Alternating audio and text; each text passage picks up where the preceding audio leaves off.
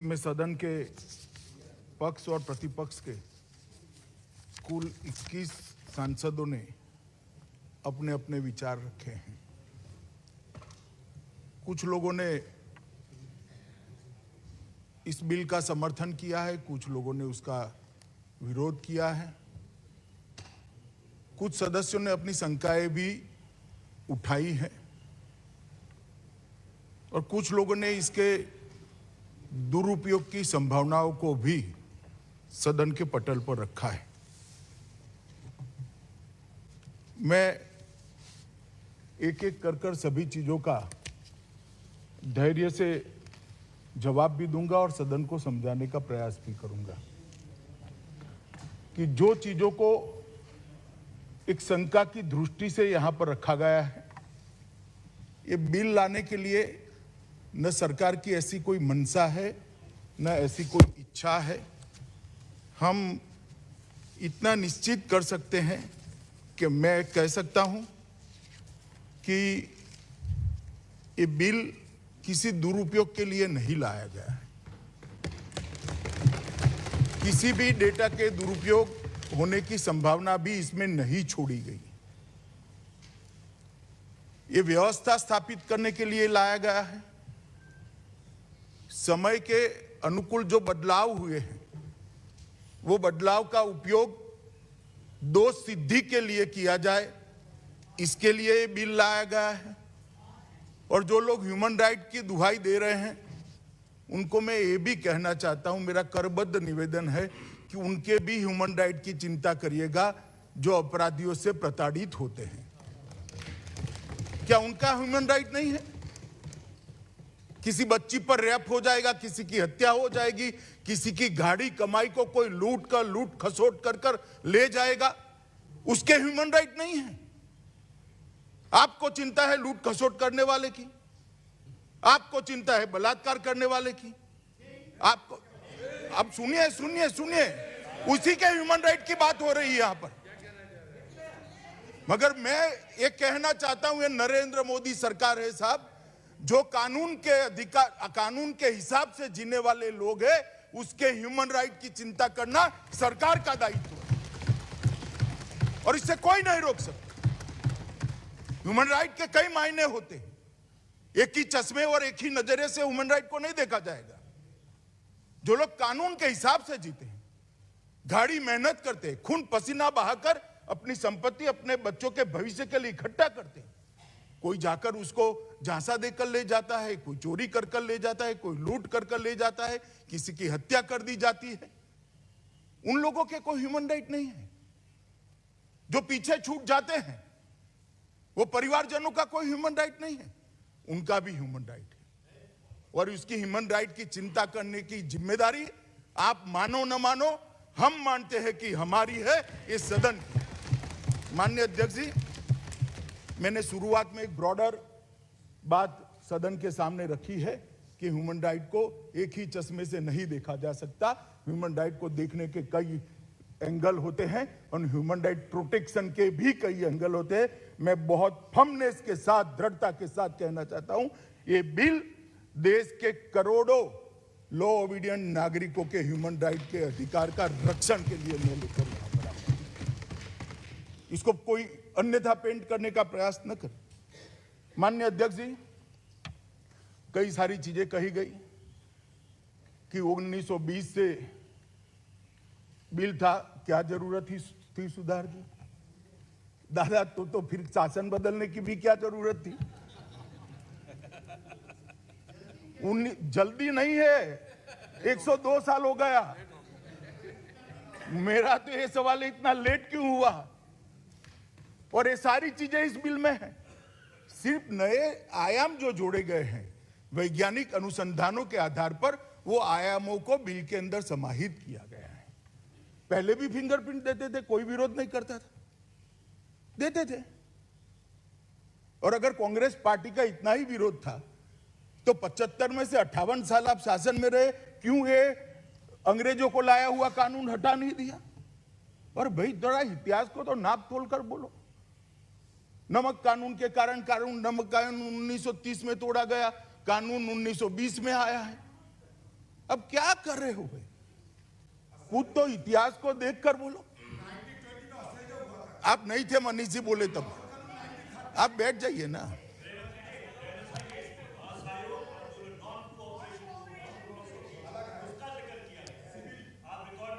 Record में जरूर check करूंगा। माननीय अध्यक्ष जी, ये बिल देश के अंदर दोष सिद्धि के प्रमाण को बढ़ाने के एकमात्र उद्देश्य से लाया गया है। यह बिल देश में दोष सिद्धि के प्रमाण को बढ़ाकर गुनाहों की संख्या को सीमित करने के एकमात्र उद्देश्य से लाया गया है। यह बिल एफआईआर को और आरोपों को दोष सिद्धि के माध्यम से जिन्होंने गुनाह किया है उसको सजा कराकर समाज में एक कठोर संदेश भेजने के लिए लाया गया है। ये बिल के पीछे और कोई उद्देश्य नहीं है। माननीय अध्यक्ष जी, पुलिस राज्य का सबसे दृष्टिगत होने वाला चेहरा है, शासन का सबसे दृष्टिगत होने वाला चेहरा है। पहला फर्स्ट रिस्पॉन्डर पुलिस होती है। पुलिस किसी को पकड़ तो लेती है, मगर अदालत के अंदर उसके दोष को सिद्ध नहीं कर पाती है, तब इतनी पुलिस की कार्यवाही की असर नहीं होती है जितनी होनी चाहिए।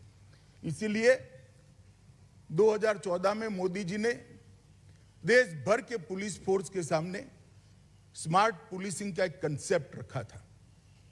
एस से मतलब था सख्त परंतु संवेदनशील, एम से मतलब था आधुनिक, मॉडर्न और मोबाइल, ए से मतलब था चौकन्ना और जवाबदेह, आर से मतलब था भरोसेमंद और प्रतिक्रियात्मक, और टी से मतलब था आधुनिक प्रौद्योगिकी से लैस और प्रशिक्षित। ये टी वाला जो हिस्सा है, ये टी वाले हिस्से की प्रतिपूर्ति करने के लिए बिल मैं लेकर आपके सामने माननीय अध्यक्ष जी आया हूं। माननीय अध्यक्ष जी, कहा गया कि इसकी जरूरत क्या है, मैं बताता हूं। 2020 में नेशनल क्राइम रिकॉर्ड ब्यूरो का जो डेटा है, ये डेटा के हिसाब से मर्डर करने वाले केसों में सिर्फ 44% लोगों को हम सजा करा पाते हैं। सिर्फ 44%। 44। बलात्कार के केस में सिर्फ 39%। अटेम्प्ट टू मर्डर सिर्फ 24%। डेकोइटी सिर्फ 29% और रॉबरी में सिर्फ 38%। और इसके सापेक्ष में दुनिया भर के डेटा को अगर स्टडी करते हैं तो England 83.6% average, Canada 68%, south Africa 82%, Australia 2021 का है 97%, यूएसए 93%। ये भी सारे ह्यूमन राइट के चैंपियन देश हैं और ये सब जगह इससे भी कठोर कानून उपलब्ध है। और सुप्रीम कोर्ट के कई सारे जजमेंट्स का आपने जिक्र किया, इसका भी मैं बाद में जवाब देता हूं। सुप्रीम कोर्ट ने भी अपने जजमेंट्स के अंदर एक दूसरा पक्ष भी लिखा है, मगर पूरे जजमेंट को पढ़कर अपने अनुकूल चीजें हैं इसको यहां रख देना, और जो चीज हमारी विचार के अनुकूल नहीं है इसको नहीं रखना। इस प्रकार से अगर हम करें तो मुझे लगता है कि सदन को हम गुमराह करने के अलावे और कुछ नहीं कर पाएंगे। माननीय अध्यक्ष जी, मैं इसलिए ऐसा कहता हूं कि जजमेंट अगर पढ़ा ही नहीं है तब तो ठीक है, मगर पढ़कर उसमें से पार्शियल सत्य, एक ही तथ्य लेकर सिलेक्टिवली यहां रखना, ये सांसद के नाते ठीक नहीं है। ऐसे ही मेरी व्यक्तिगत मान्यता है। माननीय अध्यक्ष जी, क्राइम भी बदल गए, क्रिमिनल भी बदल गए। क्राइम और क्रिमिनल दोनों आधुनिक तकनीक से लैस होकर क्रिमिनल क्राइम करने लगे, और पुलिस को हम आधुनिक तकनीक से लैस न करें।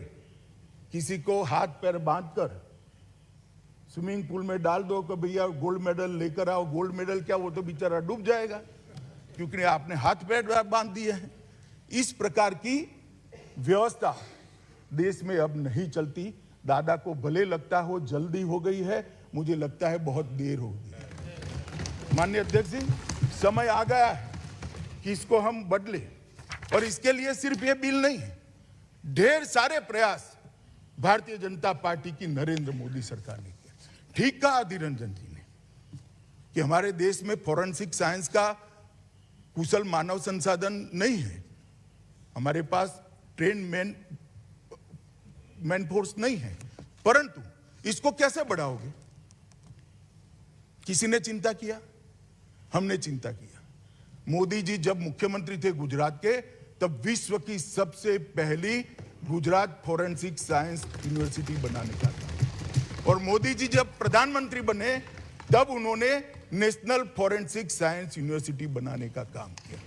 और फॉरेंसिक साइंस की सभी विधाओं में बच्चे बीएससी करे, एमएससी करे, रिसर्च करे, वहां से प्रोफेसर बाहर आए, इस प्रकार की सारी सुविधाओं से lace in university Modi ji ने अभी बनाई है। माननीय अध्यक्ष जी, सिर्फ एक यूनिवर्सिटी नहीं बनाई, 6 राज्यों में इसकी एफिलेटेड कॉलेज, इसके कैंपस खोले गए। सब जगह फॉरेंसिक साइंस की अलग अलग विधाओं के सेंटर ऑफ एक्सीलेंस खोलने का काम भी किया गया है। और ये सारी यूनिवर्सिटी और कॉलेजों से, यूनिवर्सिटी से संबंध कॉलेजों से जो बच्चे फॉरेंसिक साइंस अलग अलग सब्जेक्ट में पढ़कर आएंगे, तब जाकर हमारी 2 सिद्धि का प्रमाण बढ़ेगा। समस्या जरूर है, मगर समाधान ही नहीं करना। अब तो कोई ये भी कह देगा कि फॉरेंसिक साइंस यूनिवर्सिटी किसी एक धर्म के लोगों को फंसाने के लिए बना दी है। अरे भाई, हर चीज को, ये कानून को भी कहा। मेरे मित्र दयानिधि मारन चले गए, सुनने के लिए नहीं बैठे, माइनॉरिटी को परेशान। ये बिल में माइनॉरिटी शब्द ही नहीं है कि चश्मा लगाकर मेरे बिल को पढ़ा। मैं ढूंढ रहा हूं मेरा चश्मा खराब है या टेक्निक नहीं है मेरे चश्मे में, कहीं माइनॉरिटी शब्द नहीं है। कहां से ले आए? माननीय अध्यक्ष जी, ये जो चश्मा है ना, ये कहीं ना कहीं आपने भी कोई सूचना देकर बदलने की व्यवस्था करनी पड़ेगी, अदरवाइज बड़ा प्रॉब्लम होगा। माननीय अध्यक्ष जी, हमने रक्षा शक्ति यूनिवर्सिटी भी बनाई। रक्षा शक्ति यूनिवर्सिटी, जो बचपन से कोई बच्चा इंजीनियर बनना चाहता है, कोई डॉक्टर बनना चाहता है, कुछ बच्चे ऐसे भी होते हैं जो देश की आंतरिक सुरक्षा और बाह्य सुरक्षा के क्षेत्र में काम करना चाहते हैं। तो आंतरिक सुरक्षा और बाह्य सुरक्षा के साथ जुड़ी हुई सारी विधाओं का उनको पढ़ाई लिखाई करने के लिए एक सुविधा हमने करा है, और इसके लिए हमने राष्ट्रीय रक्षा यूनिवर्सिटी भी बनाई है। और माननीय अध्यक्ष जी, ये इसलिए बना है कि 2 सिद्धि के प्रमाण को बढ़ाया जाए।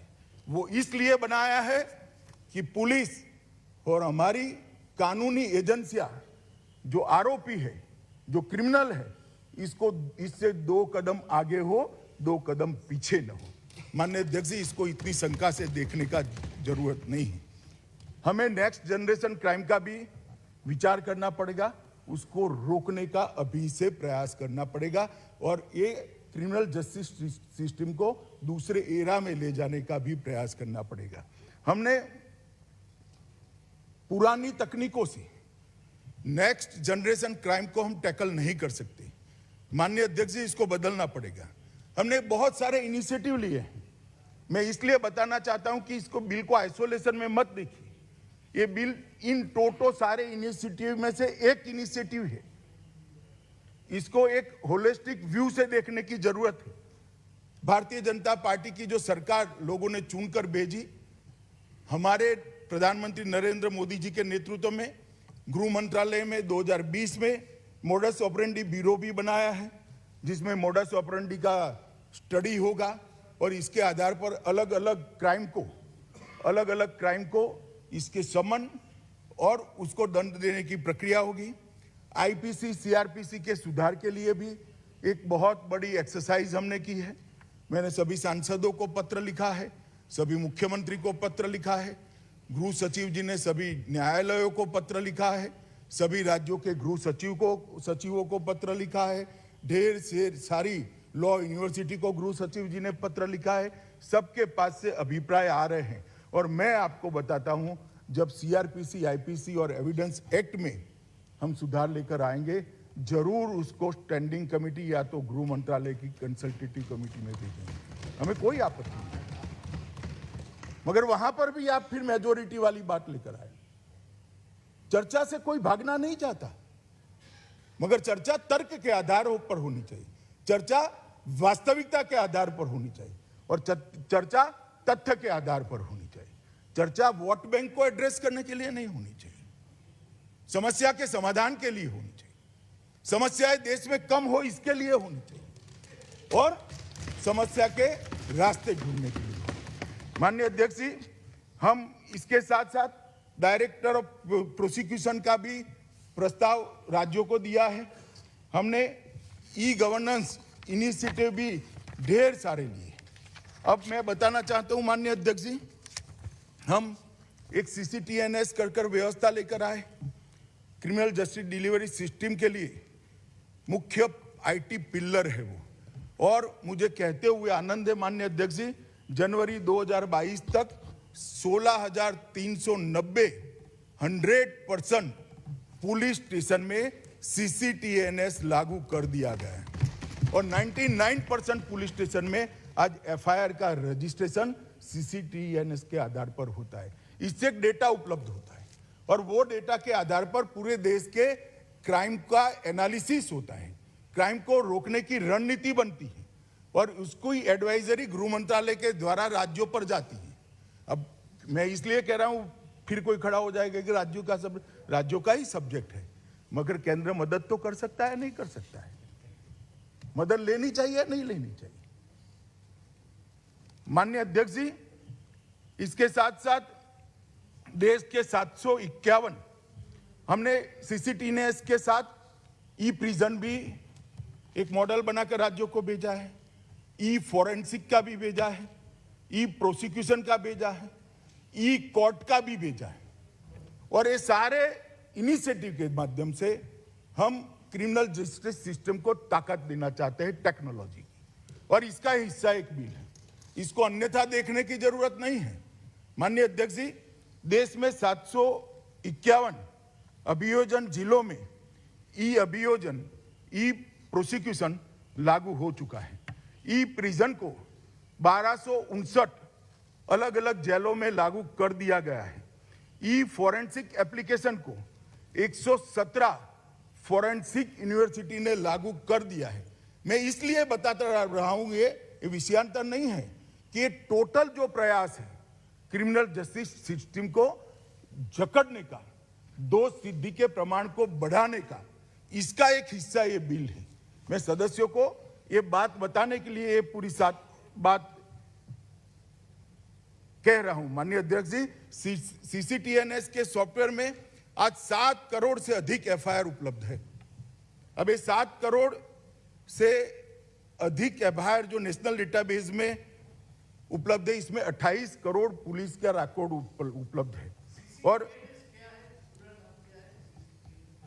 दादा, मैं वो भी बताता हूं, आप अब बीच में बोलकर मेरा लय मत तोड़िए। माननीय अध्यक्ष जी, इस डेटा इसके साथ साथ हमने ये सारे ई प्रयासों को एक दूसरे के साथ जोड़ने के लिए हमने एक system, inter operable criminal justice system ICJS भी लाए हैं, और उसके माध्यम से सारे इनिशिएटिव को एक साथ जोड़ दिया जाएगा। और ICJS में artificial intelligence, blockchain, analytical tool, fingerprint system और पुलिस स्टेशन तक ये सारी सिस्टम का उपयोग होकर, एनालिसिस होकर, हर थाने में कौन सा अपराध ज्यादा है, हर थाने के अफसर की किस अपराध की नाबूदी में दक्षता होनी चाहिए, इसकी ट्रेनिंग किस प्रकार से होनी चाहिए, हर जिले में किस प्रकार के अपराधों को रोकने की व्यवस्था करने की जरूरत है, ये सारा यहां से राज्यों को माननीय अध्यक्ष जी जाने वाला है। Investigation tracking system for sexual offence, उसका भी हमने शुरुआत किया है। यौन अपराधियों का एक राष्ट्रीय डेटाबेस NDSO भी शुरू किया है। और ये सब में सारे सदस्य जो चिंता व्यक्त करते थे, ये सब में कहीं से भी अभी तक कोई लीकेज नहीं हुआ है। Privacy, human right, leakage, misuse of data, ये सारा हो चुका है ये 2.5 साल में, और कहीं से कोई कंप्लेन नहीं है। देश की अदालत में, मैं रिकॉर्ड पर कहता हूं, देश की अदालत में इसके मिसयूज की एक भी कंप्लेन नहीं आई है, क्योंकि टेक्नोलॉजी इसको परमिट नहीं। टेक्नोलॉजी के माध्यम से ही इसका मिसयूज ना हो, इसकी व्यवस्था करी। और क्यों हम इतने शंका के जमाने में जी रहे हैं? क्यों इतनी शंकाएं की जा रही है? माननीय अध्यक्ष जी, ये जो इनिशिएटिव है नरेंद्र मोदी गवर्नमेंट का, वो इनिशिएटिव क्राइम को कम करने के लिए, देश की आंतरिक सुरक्षा को सुदृढ़ करने के लिए। माननीय अध्यक्ष जी, क्राइम मल्टी एजेंसी सेंटर भी चालू किया गया है और 60,000 लोगों ने क्रीमैक का इस्तेमाल किया है, और उसमें से 24,000 से ज्यादा अलर्ट देश के अलग अलग हिस्सों में गए हैं, और उसमें से कई अपराधी धर लिए गए हैं, पकड़ लिए गए हैं, रेलवे पुलिस द्वारा, एयरपोर्ट द्वारा, अलग अलग जिले की पुलिस के द्वारा। माननीय अध्यक्ष जी, लापता व्यक्ति की खोज के लिए भी हमने सारी FIR का एनालिसिस कर उसका डेटाबेस लॉ एनफोर्समेंट एजेंसियों को साझा करा, और 14,000 तलाशी ली गई और 12,000 लोग प्राप्त कर लिए गए। मैं इसलिए बताता हूं कि डेटाबेस से डरने की जरूरत नहीं है। पूरी दुनिया डेटाबेस का उपयोग कर रही है, हमने भी करना पड़ेगा। कब तक अंग्रेजों के जमाने में हम जिएंगे भाई? आगे बढ़ना पड़ेगा, हमें समय के साथ आगे बढ़ना पड़ेगा। वाहन NOC, उसमें चोरी किए हुए वाहन सारे हमने CCTNS से ले लिए, इसका चेसिस नंबर दिया, इसको उपलब्ध करा। सेकंड हैंड वाहन खरीदने वालों ने उससे 13,636 लोग बच गए और वाहन जब्ती हो गया जो बेचने गए थे। अगर ये सॉफ्टवेयर ना होता, एनालिसिस ना होता, तो कभी ना होता। घोषित अपराधी 16,176 अपराधी जो कानून की नजर से भाग रहे थे, उसका डेटाबेस सारी राज्य की एजेंसियों के साथ हमने साझा किया। उड़ीसा वाला अगर गुजरात में छुपा है, गुजरात वाला अगर बंगाल में छुपा है, महाराष्ट्र वाला अगर दिल्ली में छुपा है, इसमें से 16,000 नागरिकों को पकड़ लिया गया है। भागते हुए अपराधी को पकड़ा है।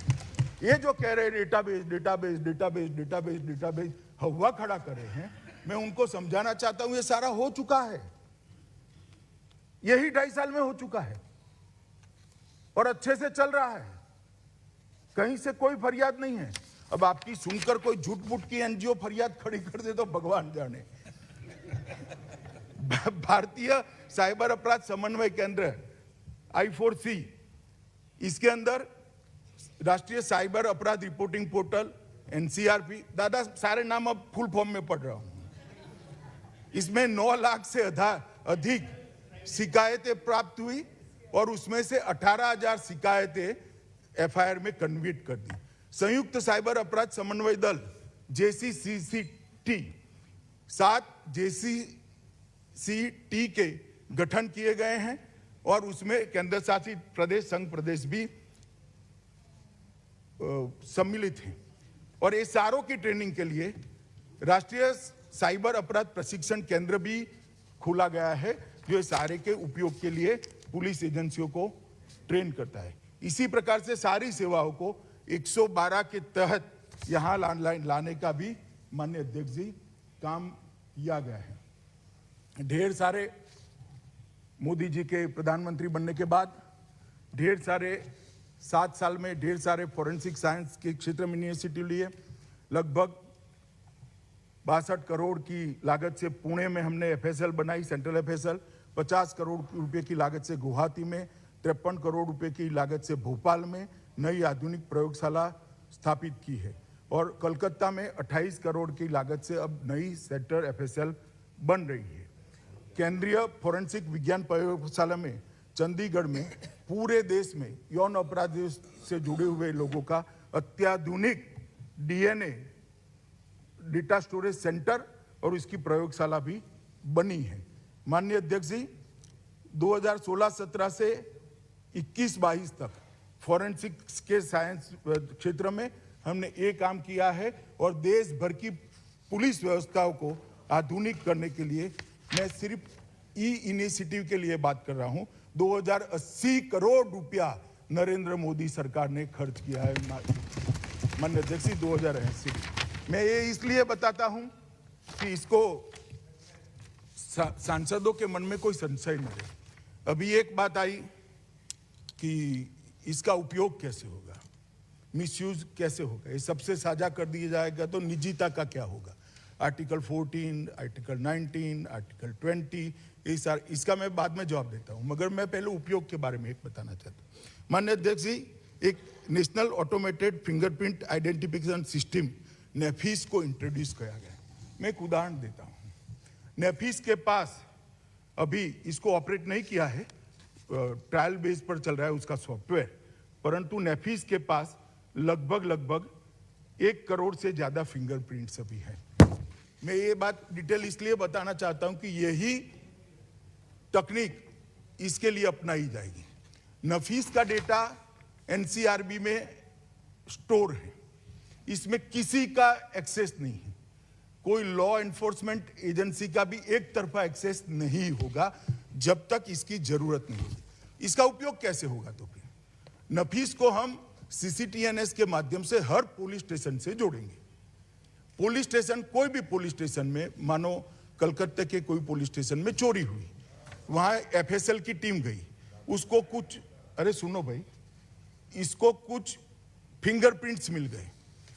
आज की स्थिति में है कि वो पुलिस स्टेशन को फिंगरप्रिंट के आधार पर पूरे कलकत्ते की आबादी में से चोर को ढूंढना है कि कौन चोरी कर गया।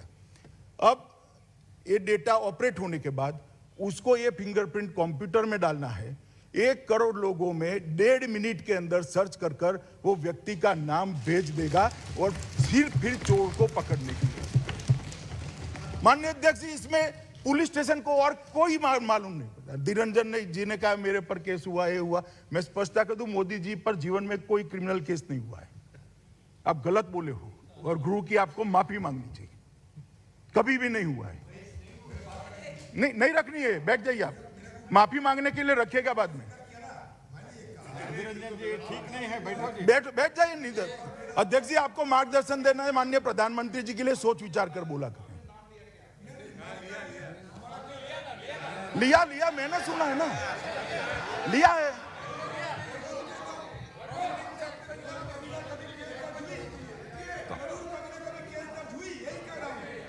नहीं माननीय अध्यक्ष जी, कभी नहीं हुआ है, कभी नहीं हुआ है। ये रिकॉर्ड पर झूठ बोल रहे हैं साहब। नहीं हुआ है, कभी नहीं हुआ है, कभी नहीं हुआ है। कोई अधीर रंजन जी बैठिए। माननीय अध्यक्ष जी, एक सेकंड बैठिए। माननीय अध्यक्ष जी, मैं फिर से कहता हूं, मोदी जी पर कभी कोई केस दर्ज नहीं हुआ है और उन्होंने गुरु की माफी मांगनी चाहिए। माननीय अध्यक्ष जी, अब ये जो सुनिए, अब मेरी बात अधूरी रह गई। ये मैं जो कह रहा था कि किसी के साथ ये डेटा साझा नहीं करना है। जिसको ये डेटा का उपयोग करना है, मानो कहीं पर भी बलात्कार हो गया और कोई सैंपल, डीएनए सैंपल मिला, तो उसको वो यहां भेज देगा चंडीगढ़ के यौन अपराधियों के सेंटर पर। वो मैच कर भेज देगा कि इसने किया है।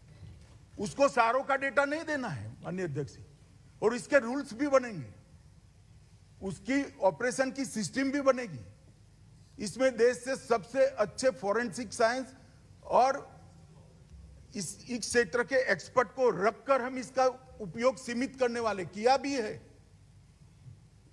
मगर इस प्रकार से देश की सबसे बड़ी पंचायत में 130 करोड़ लोग देख रहे हो, उस वक्त इतनी शंकाएं उत्पन्न कर किसी कानून के लिए आशंका खड़ा कर देना, माननीय अध्यक्ष जी, मैं इससे सहमत नहीं। आशंका जरूर खड़ी की जाए, आधार के आधार पर हो। इसका कोई आधार हो। कहने लगे यूएपीए, कौन लेकर आया यूएपीए? कुछ एक सदस्य ने कहा यूएपीए अमेंडमेंट आप लेकर आए, उसका क्या मिसयूज हुआ हमारे समय? मैं आज भी कहता हूं कि पोटा देश हित का कानून था, एपीसमेंट में इसको रद्द किया गया। मुझे कोई संकोच नहीं है बोलने में। हम वोट बैंक की पॉलिटिक्स नहीं करते साहब।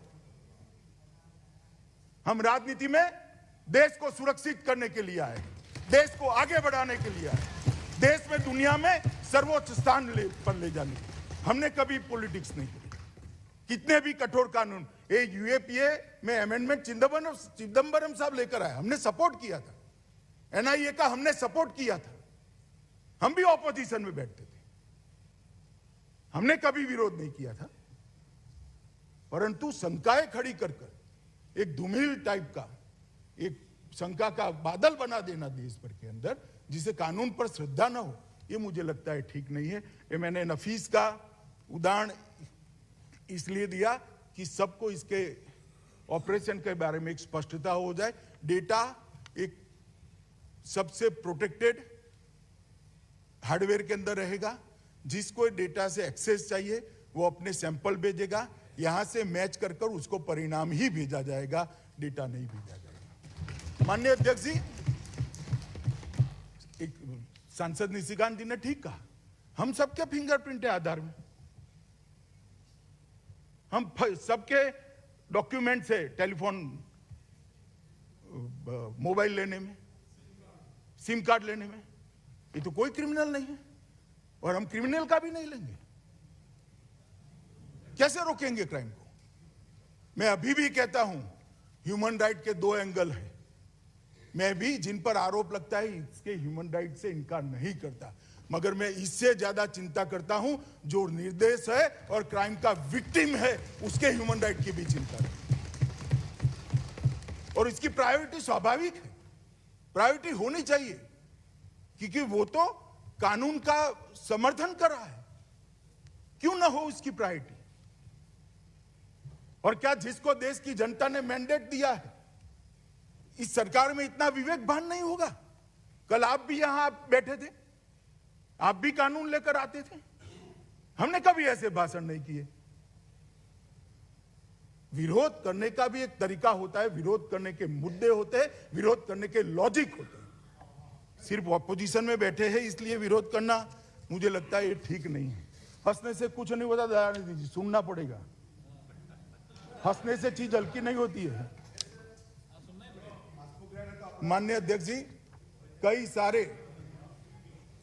कई सारे एनालिसिस में दोष सिद्धि न होने का, सजा न होने के कारण जो निकाले गए हैं, इसमें सबूतों के कमी के आधार पर 7.5 लाख केस हर साल बंद कर दिए जाते हैं।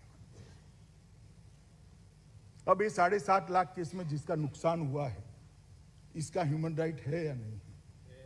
अगर ये सारे सबूत उसके लिए उपलब्ध हो जाते हैं तो ये संख्या, मुझे भरोसा है, आधे से कम हो जाएगी। और यही उपलब्धि है इस बीच। किसी ने कहा, कह सकते हो कि ये होने के बाद कोई क्राइम नहीं होगा? किस प्रकार की बात इस सदन में हो रही है? धारा 302 कब से है? तो खून बंद हो गए क्या? तो क्या धारा 302 भी निकाल दोगे? क्या तर्क देते हैं, क्या सोचकर बोलते हैं और क्या जगह देखते हैं? बाहर तो ठीक है, कभी कभार कहीं कभार बोल लो सबको हंसाने के, ये तो संसद है। माननीय अध्यक्ष जी, न्याय की प्रतीक्षा, जिसमें कोर्ट कहता है कि अभी पर्याप्त साक्ष्य नहीं है, 15 लाख केस न्याय की अपेक्षा में पुख्ता सबूतों के अभाव में पेंडिंग कर दिए जाते हैं। क्या उनको जल्दी न्याय लेने का अधिकार नहीं है? माननीय अध्यक्ष, है उसको जल्दी न्याय लेने का, और वो तभी मिल सकता है कि इस तरह से इलेक्ट्रॉनिक तरीके से आगे जो मैंने कहा, ये सब इनिशिएटिव को एक कर इसका उपयोग कर सजा दिलाने का जब हम काम करेंगे। माननीय अध्यक्ष जी, मैं मानता हूं कि देरी से मिला हुआ न्याय, इसका कोई उपयोग नहीं है। माननीय अध्यक्ष जी, समय पर न्याय होना चाहिए और दोषियों को दंड भी मिले, तभी जाकर कानून का राज प्रस्थापित होना चाहिए। और माननीय अध्यक्ष जी, फिर पुलिस क्या करे? 3rd डिग्री पर जाए क्या? हमें ये अलाउ करना है? नरेंद्र मोदी सरकार मानती है 3rd डिग्री के आधार पर इन्वेस्टिगेशन नहीं होगा, तकनीक की डिग्री के आधार पर इन्वेस्टिगेशन होगा, डेटा की डिग्री के आधार पर इन्वेस्टिगेशन होगा, इंफॉर्मेशन के आधार डिग्री के आधार पर। थर्ड डिग्री से इन्वेस्टिगेशन नहीं करना चाहिए माननीय अध्यक्ष। और कंपेल होना पड़ता है पुलिस को, दबाव बढ़ता है, अखबार बढ़ाते हैं, विधायिकाएं बढ़ाती हैं, मगर कैसे करेंगे? तो टेक्नोलॉजी के आधार पर, डेटा के आधार पर, इंफॉर्मेशन के आधार पर अगर सजा दिला सकती है तो थर्ड डिग्री की जरूरत ही नहीं पड़ेगी। और ये थर्ड डिग्री से निजात दिलाने के लिए टेक्निक का सहायता तमिलनाडु में भी होता है, कई जगह। मैंने ऐसा बैठिए बैठिए प्लीज प्लीज बैठिए, बैठिए बैठिए प्लीज बैठिए। माननीय अध्यक्ष जी, मैं समझ रहा हूं उनको हिंदी भाषा समझ में नहीं आती है। मैंने ये किया थर्ड डिग्री पर जाने के लिए, कंपेल न करने के लिए, थर्ड डिग्री का रास्ता न अपनाना पड़े इसलिए कहा। ये ढंग से समझ नहीं पाए मेरी बात, अब लगाया है ट्रांसलेशन मोड पर, इसलिए अब वो समझेंगे शायद। मारन साहब, मैं कभी जल्दबाजी में नहीं बोलता, ना गुस्सा होता हूं, हमेशा सोच विचार कर धैर्य से कहता हूं। माननीय अध्यक्ष जी, ये जो नया कानून आया है वो बंदी सिनाख्त अधिनियम 1920 के, उस पर 1980 में विधि आयोग ने अपनी 87वीं रिपोर्ट में इसको उचित संशोधन कर विज्ञान आधारित बनाने की एक सिफारिश भारत सरकार को भेजी थी। दादा की ये बात सही है, इतना देर क्यों हो गया? मगर दादा, हम तो देर से भी लेकर आए, आप तो अभी भी विरोध कर रहे हो, तो और देर हो जाती। हाँ, दुरुस्त है, चलो अच्छी बात है। माननीय अध्यक्ष जी, उसी रिपोर्ट में, माननीय अध्यक्ष जी, उसी रिपोर्ट में विधि आयोग ने स्वीकार किया था कि पहचान के उद्देश्य एकत्रित किए जाने वाले मापों को सीमित नहीं रखा जा सकता, आधुनिक टेक्निक का उपयोग कर उसको सुरक्षित रखना चाहिए, सीमित रखने का कंसेप्ट ठीक नहीं होगा। इसलिए जो कहते हैं इसकी क्या जरूरत है, उसकी क्या जरूरत है, इसको सुरक्षित रखना, मैं आपकी चिंता और आपके कंसर्न दोनों से सहमति है मेरी। इसकी सरकार पूरी व्यवस्था करेगी कि इसका दुरुपयोग कहीं पर भी न हो। इसकी कार्य पद्धति भी रूल्स में इसी तरह से बनाई जाएगी और इसके उपयोग के लिए जो पद्धति बनाई जाएगी उसमें देश के अच्छे टेक्नोलॉजी के ज्ञाता लोगों को बिठाकर उनकी सेवाओं को लेकर हम माननीय अध्यक्ष जी बनाएंगे। माननीय अध्यक्ष जी, मैं एक छोटा सा उदाहरण देना चाहता हूं, ह्यूमन राइट और निजता। मैं कोई दूसरे देश से हम ह्यूमन राइट में पिछड़े हुए हैं ये मानने के लिए कतई तैयार नहीं, मगर ये सारी बातें जहां से प्रेरणा लेकर की जाती है, जो लोग करते हैं, इनको मैं ब्रिटेन का उदाहरण देना चाहता हूं। ब्रिटेन का जैविक सूचना डेटाबेस दुनिया में सबसे बड़ा है। अपराध स्थल पर ही संदिग्ध का सारे प्रकार का सैंपल ले लिया जाता है और कोर्ट में वहां 60% मामलों में सजा इसी डेटाबेस के आधार पर इंग्लैंड में होती है। मैं ये नहीं कहता कि इंग्लैंड ने किया इसलिए करना चाहिए, मगर ह्यूमन राइट का जो फॉरेन कंसेप्ट लेकर आते हैं उनको समझाने के लिए मैं तो वो कंसेप्ट से सहमत ही नहीं हूं, परंतु उनको समझाने के लिए मैं उदाहरण दे देता हूं। माननीय अध्यक्ष जी, अभी जो अधिनियम है उसमें आधुनिक एवं नवीन तकनीकों से शरीर का माप लेने का प्रावधान नहीं है। माननीय अध्यक्ष जी, नए शारीरिक माप को लेने के लिए ये नई तकनीक के आधार पर कानून हम लेकर आए हैं और मैंने जैसे पहले बताया कि हम इसको दो सिद्धि के अलावे किसी के लिए उपयोग नहीं करना चाहते हैं। माननीय अध्यक्ष जी, एनसीआरबी देश की प्राइम संस्था है, कई सालों से चल रही है। क्राइम कंट्रोल में उसका बहुत बड़ा योगदान है। सभी राज्य की पुलिस को वो मदद करती है और वहाँ आईपीएस अफसर बैठते हैं, वहाँ कोई पॉलिटिकल व्यक्ति नहीं बैठता है। वैसे तो फिर तो सब डेटा, इनकम टैक्स का डेटा भी किसी अफसर के हाथ में होता है, सब डेटा, आधार का डेटा भी अंततोगता तो किसी अफसर के हाथ में। तो क्या डेटा ही नहीं करना, 18वीं सदी की तरह कागज रखना शुरू करना? कहां ले जाएंगे शंका के वातावरण को? माननीय अध्यक्ष जी, एनसीआरबी पे शंका करना मैं नहीं मानता कि उचित है। माननीय अध्यक्ष जी, और मैं थोड़ा कहना चाहता हूं, महाराष्ट्र, कर्नाटक, पश्चिम बंगाल, तमिलनाडु, मध्य प्रदेश, ये सब सरकारों ने इतना ज्यादा नहीं मगर 1920 के कानून को बदलने का काम दादा करा है, ऑलरेडी कर चुके हैं। आप जरा डाउनलोड कर देख लीजिए, वो कर चुके हैं। और इससे भी आगे सभी सरकारों से हमने चर्चा विचारणा भी करी है और उसके बाद ये बिल लेकर मैं माननीय अध्यक्ष जी यहाँ उपस्थित हुआ हूँ। हमने सबका संपर्क किया था मगर दुर्भाग्य की बात है सिर्फ 10 राज्यों ने अपने अभिप्राय भेजे हैं। अब समय मर्यादा के कारण बिल ही आ गया है, बाकी राज्य उसके बाद देखेंगे। माननीय अध्यक्ष जी, ऐसा नहीं है कि जेल में जो कैदी है इसके सुधार के लिए भी सरकार कुछ नहीं करी। हम एक मॉडल अधिनियम लाने जा रहे हैं जिसका राज्यों का कंसल्टेशन समाप्त होने की कगार पर है। मॉडल जेलों के लिए एक मॉडल अधिनियम लाना चाहते हैं। मॉडल वो राज्यों को करना है मगर एक मॉडल होगा जो यहां से हम राज्यों को भेजेंगे, जिसमें कैदियों के पुनर्वसन के लिए और जेल से मुक्त होकर वो पुनः प्रस्तापित हो, आफ्टर केयर सेवाओं पर इसमें बड़ी पुख्ता योजना है। जेल के अधिकारी के कर्तव्य, शक्तियों और जिम्मेदारियों का और आचरण का नियमन करने के लिए भी इसके अंदर पूरा प्रावधान किया गया है। अधिकतम सुरक्षित जेल, उच्चतम सुरक्षा वाली जेल, खुली जेल, महिलाओं की जेल और ट्रांसजेंडर के अलग खोली, ये सारी व्यवस्था इसके अंदर हम करने जा रहे हैं। महिला बंदियों के लिए अलग जेल, बैरक और बच्चों के साथ महिलाओं के जो महिलाएं हैं इसके लिए भी अलग बैरक बनाने की व्यवस्था हम करने जा रहे हैं। कैदियों का मनोवैज्ञानिक आकलन कर नार्को एनालिसिस नहीं, मनोवैज्ञानिक आकलन कर उनको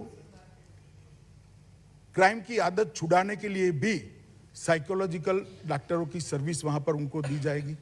काउंसलिंग, थेरेपी और ट्रेनिंग तीनों इस विषय में हम लाने की व्यवस्था करने जा रहे हैं। बंदियों को कानूनी सहायता का प्रावधान भी करने जा रहे हैं। उसी की जो मजदूरी करते उसी की कमाई से दंड भरकर उसको जल्दी जेल से छोड़ने का एक व्यवस्था भी एक्ट के अंदर, हम अधिनियम के अंदर करने जा रहे हैं। पैरोल, फरलो और समय से पहले रिहाई, इसको भी हम बहुत रिलैक्स करने जा रहे हैं। जेल कैदियों को प्रौद्योगिकी का ट्रेनिंग की भी व्यवस्था करने जा रहे हैं और जेल के वीडियो कॉन्फ्रेंस के व्यवस्था को भी और सुदृढ़ हम करने जा रहे हैं। माननीय अध्यक्ष जी, ये मॉडल अधिनियम भी अभी फाइनलाइजेशन पर है, उसके बाद में सारे राज्यों को भेज दिया जाएगा। माननीय अध्यक्ष जी, मैं इतना ही कहना चाहता हूं कि एक बैलेंस की जरूरत है देश में।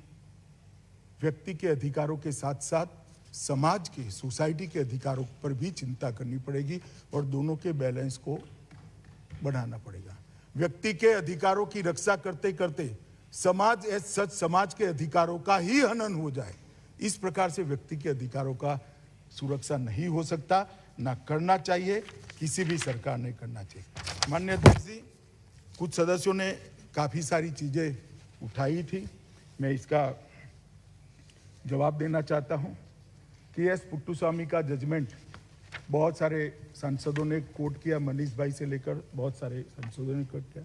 इसमें 3 अपवाद दिए। अपवाद कब हो सकता है? यह सक्षम विधायिका द्वारा कानून पारित कर किया जाएगा। जो ये सक्षम विधायिका है, यह वैध देश हित में सहायक होगा। तो क्रिमिनल जस्टिस सिस्टम को और पुख्ता करना, आरोपियों को सजा कराना, क्रिमिनलों को सजा कराना, मैं मानता हूं ये वैध देश हित है। और ये देश हित में हो रहा है और अनुपातिक नहीं होगा, किसी एक वर्ग के लिए नहीं होगा। तो ये किसी एक वर्ग के लिए नहीं, सारे लोग जो पकड़े जाएंगे उसके लिए होगा। तो इसके लिए ये पुट्टू स्वामी का जजमेंट जो आप कोट कर रहे हैं वो ठीक नहीं है और वो ना इसको लागू पड़ता है ना इसको पारित करने में कोई बाधक है। इसके बाद में उन्होंने कहा, मनीष जी ने, कि सीआरपीसी और आईपीसी के सुधार किए जा रहे हैं, सिविल सोसाइटियों से चर्चा नहीं हो रही है। सिविल सोसाइटी से चर्चा, मनीष जी, मैंने तो आपको पत्र लिखा है, आप भी कर लो, उनके सुझाव लेकर मुझे भेज दो। हमने सारे विधायकों को पत्र लिख दिया, सारे सांसदों को लिखा, सारे न्यायालय को लिखा, सारी लॉ कॉलेजों को लिखा। अब कौन सा इससे बड़ी सिविल सोसाइटी लाएंगे? हम ही हैं। देश की सबसे बड़ी सिविल सोसाइटी ये हमारा संसद है जो 130 करोड़ लोगों को रिप्रेजेंट करती है। आप सब लोग भेजिए अपना सुझाव। मुझे नहीं लगता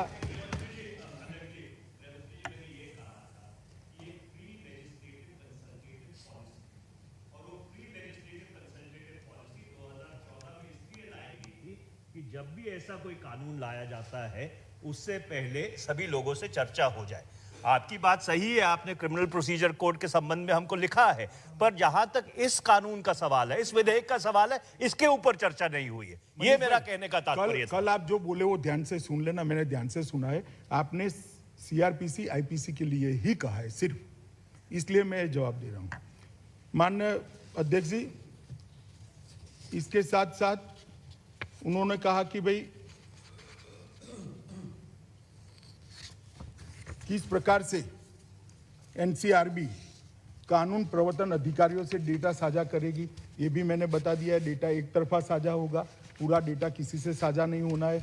वो लोग अपने उपयोग का डेटा यहाँ क्वेरी भेजेंगे, इसका जवाब इतना ही स्पेसिफिक जवाब यहाँ से पहुँचेगा। और डेटा को सुरक्षित प्लेटफॉर्म पर रखा जाने वाला है मनीष जी, और उसको नेटवर्क पर साझा नहीं किया जाएगा, क्वेरी के आधार पर साझा किया जाएगा। डेटा स्टोरेज के लिए किसी भी थर्ड पार्टी या निजी पक्ष की कोई भागीदारी होने वाली नहीं है। मैं सदन को आश्वासन देना चाहता हूं, ये कंप्लीटली एनसीआरबी है। माननीय अध्यक्ष जी, 107, 108, 109 और 110 सीआरपीसी में नमूने लेने की बात करी। इसमें अंदर ही प्रोविजन है कि जिनको ऑर्डर नहीं किया है प्रतिभूति देने का, इसके अलावा जिनका किया है इसके अलावा किसी का नहीं दिया जाएगा। माननीय अध्यक्ष जी, उन्होंने कहा है कि संदेहात्मक आर्टिकल 21 का उल्लेख किया है, वो किसी का नहीं होता है। ये संदेहात्मक व्यक्ति और जो जिनका कन्विक्शन हो चुका है ऐसी व्यक्तियों का ही होगा, और डेटाबेस सुरक्षित रहने वाला है, तो कहीं पर भी इसका उल्लंघन होने का सवाल नहीं है। माननीय अध्यक्ष जी, कई सारे कानून के अंदर प्रोविजन है आर्टिकल 21 के सो कॉल्ड वायोलेशन की जो बात करते हैं, इसी में अनुच्छेद 3 में ही प्रावधान है कि 7 वर्ष से कम की कैद की सजा वाले अपराधी जो किसी महिला और बच्चे के अपराध में न हो और किसी भी गिरफ्तार व्यक्ति का सैंपल देने से वो मना कर सकता है। माननीय इसमें मे बी और शैल बी पर भी बहुत बड़ा विवाद हुआ, स्वाभाविक है, मुझे क्लैरिफिकेशन करना चाहिए। मे बी इसलिए लिखा है कि कोई स्वेच्छा से अपना डेटा देना चाहता है तो वो दे सकता है, शैल बी लिखने के बाद लेने का प्रोविजन ही नहीं होता है। मगर मे बी अधिकारी को तो बाध्य कर ही देता है, अधिकारी नहीं ले सकता। मे बी लिखने के बाद जो कैदी है वो दे सकता है कि मुझे अब कभी अपराध करना ही नहीं, ले लो मेरा डेटा। भरतुरे जी, बाद में मैं जवाब दूंगा। सेल नॉट और मे नॉट के लिए मैं कह रहा हूं। हाँ, मैं समझ गया। उसके बाद में एक उठाया कि भाई 75 वर्ष तक क्यों रखने हैं? भाई जब लिख ही नहीं होना है तो साल कम कर भी क्या करना है? लिख ही नहीं होना है तो साल कम कर क्या करना है? और अगर लीक होना है तो 1 साल भी नहीं रख सकते। भारत के संविधान 20(3) के तहत अब अपराध अपने विरुद्ध गवाह बनने का इसमें कोई बाध्यता नहीं होती। माननीय अध्यक्ष जी, आज भी मैं एक जजमेंट कोट करना चाहता हूं, कालीकाठू ओगढ़ केस 1961 का और रितेश सिन्हा केस 2019 का। उसमें इन्होंने कहा है कि सारे प्रकार के साक्ष्य उन्होंने देने पड़ते हैं जब कोर्ट ऑर्डर करती है, इसमें कोई आपत्ति नहीं है। और उसका उपयोग कोर्ट, अगर ये गैर संवैधानिक है तो कोर्ट इसका उपयोग ही नहीं कर पाएगी। कैसे करेगी कोर्ट उपयोग? और मैं मानता हूं कि आर्टिकल 23 हमने जो 6(1) में प्रोविजन किया है, इससे प्रोटेक्ट हो जाता है। माननीय अध्यक्ष जी, उन्होंने कहा कि नार्को एनालिसिस और ब्रेन मैपिंग होगा, कहीं पर भी नहीं होगा। मैं सदन के रिकॉर्ड पर कहना चाहता हूं, और अगर आप लोगों के मन में आशंका है तो उसमें रूल्स में भी हम स्पेसिफाई करेंगे कि कैदी के सहमति के बगैर कोई भी ये टेस्ट नहीं कर सकता, ना करने की ऐसी मंशा है, ना हमारा इरादा है। माननीय अध्यक्ष जी, इन्होंने 4B के लिए कहा, ये 75 वर्ष वाला ये जो मैं कह चुका हूं। माननीय अध्यक्ष जी, उसके बाद में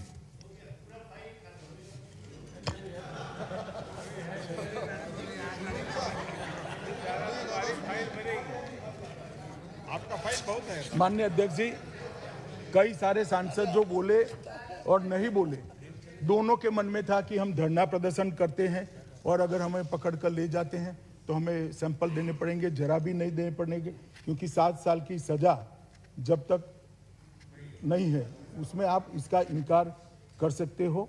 और इसके रूल्स के माध्यम से भी कुछ रिस्ट्रिक्शन अगर डाल सकते हैं तो हम इसको एक्सप्लोर करेंगे।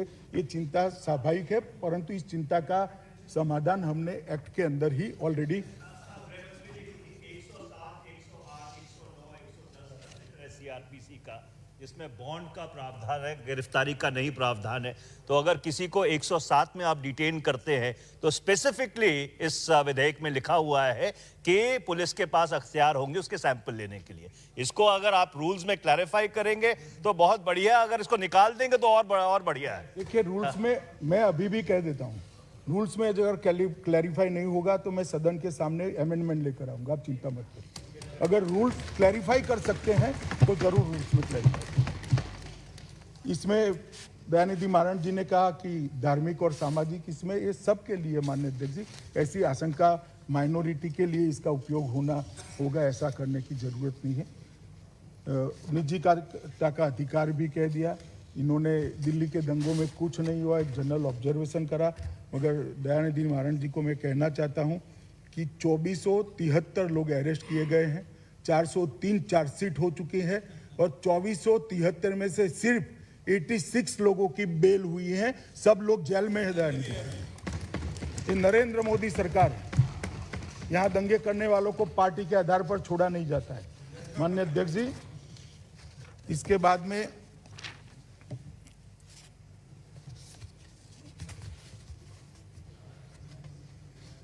सुप्रिया सुले जी ने भी आर्टिकल 21 का वायोलेशन का मैंने कहा है। पीएमएलए के मिसयूज के बारे में कहा है। माननीय अध्यक्ष जी, इस देश में हो सकता है कि कोई कानून का उल्लंघन किसी ऑफिसर लेवल पर या किसी लेवल पर हो सकता है, मगर अदालतें नहीं है क्या? चैलेंज नहीं हो सकता? माननीय अध्यक्ष जी, हम ऐसा राज करना चाहते हैं कि कोई कुछ भी मनमानी तरीके से गलत करता जाए और चूंकि वो राजनीति में है, इस पर कोई केस ही नहीं होगा। इस प्रकार की शासन व्यवस्था चाहते हैं। सबके लिए अदालतें खुली है कि अदालतों पर भी शंका है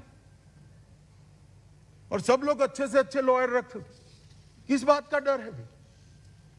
और इसमें पीएमएलए कहां है? ये तो जो पकड़कर आता है इसके लिए है, पकड़ने के लिए नहीं है। इसमें तो पीएमएलए का उदाहरण लगता ही नहीं है। माननीय अध्यक्ष जी, माननीय अध्यक्ष जी, भर्तृहरि मेहताब जी ने किया कि मुझे पोटा की याद आ गई। मेहता साहब, ये ज्वाइंट सेशन नहीं है और मैं तो इसके लिए ज्वाइंट सेशन करना भी पड़े तो करने के मत का हूं। किसी भी तरह से कानून चाहते हमें आगे बढ़ना होगा। हैं? 2-3 लाइन करने के लिए मैं पोटा के बारे में कहा। इसमें भी भरतूर जी जो देना चाहेंगे वो ही देगा, बाकी के लोगों के लिए 7 साल तक कोई बाध्यता नहीं है। माननीय अध्यक्ष जी, मैं इतना ही कहना चाहता हूं कि डेटा रिकॉर्ड के बारे में जो बात उठाया है, कोई मिसयूज नहीं होगा। हम इसकी पूरी चिंता करेंगे, आधुनिक से आधुनिक टेक्निक के साथ इसकी स्टोरेज की और इसके उपयोग की व्यवस्था करेंगे। किसको भी इसका मिसयूज हम करने नहीं देंगे। दानिश अली साहब ने फिर से एक बार हमेशा जो बोलते हैं वही बोला है, मगर अब है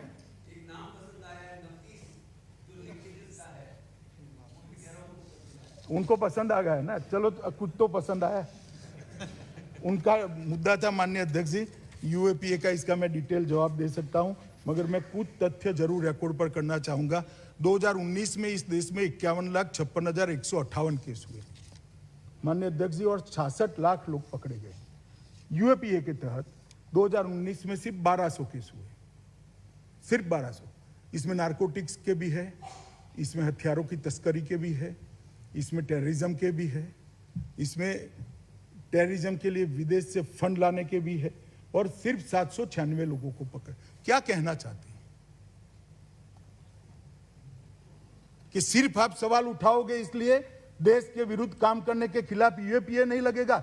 निश्चित लगेगा, और जेल की सलाखों के पीछे डालेगा। इस तरह से नहीं चलेगा। 66 लाख लोग पकड़े गए, इसमें से 706 लोग 2020 में 68 लाख लोग पकड़े गए माननीय अध्यक्ष जी, इसमें से सिर्फ 1300 लोग हैं, और 52 लाख केस हुए, इसमें से 1900 केस है। क्या कहना चाहते हैं? Misuse, misuse, misuse. ये कोई एक जाति धर्म के लिए नहीं है, मगर आपकी बात, आपकी पैरवी एक जाति धर्म के लिए। और इस तरह से संसद में चर्चा जब होती है, तब संसद की मर्यादा रखते हुए मैं अंतिम व्यक्ति हूं ऐसी चर्चाओं को सहन करने के लिए। इसका माकूल जवाब दिया जाएगा, ढंग से जवाब दिया जाएगा। हम नहीं डरते ऐसे विवाद से। देश को सुरक्षित रखने की जिम्मेदारी देश की जनता ने हमें दी।